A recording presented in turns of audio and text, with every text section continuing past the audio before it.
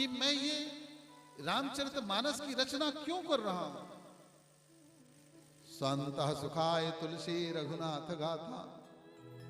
कोई पूछे कि भाई जिस तरीके से कि हम यहां कथा क्यों कर रहे हैं, हम यहां यज्ञ क्यों कर रहे हैं, तो बोले स्वांतः सुखाय, हमें सुख मिल रहा है, हमें आनंद आ रहा है, हमें मौज हो रही है, तो हम वहां से चल करके आए हैं, यहां कथा कर रहे हैं, यज्ञ कर रहे हैं। किसी को किसी में सुख मिलता है, किसी को किसी में सुख मिलता है? किसी को मंदिर जाने में सुख मिलता है तो किसी को मंदिरालय जाने में भी सुख तो मिलता है। तो हर व्यक्ति अपनी खुशी के लिए ही कार्य करता है ना।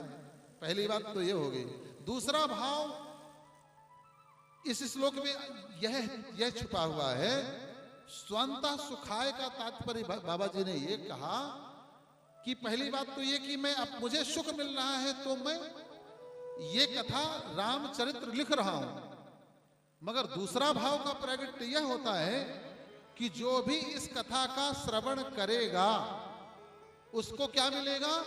स्वअंतः सुखाय, आपके अंदर का सुख की प्राप्ति होगी। क्योंकि सबसे पहला दिन है और पहले दिन में सबसे पहला प्रश्न यही व्यक्ति का होना चाहिए और होगा और होता है कि ये बताइए महाराज जी कि आप 9 दिवसीय कथा करें, 7 सप्तदिवसीय कथा करें, मगर हम 7 दिन तक क्यों समय दें, क्यों बैठे, क्या मिलेगा? तो बोले स्वांतः सुखाय तुलसी रघुनाथ गाथा। क्या मिलेगा भाई?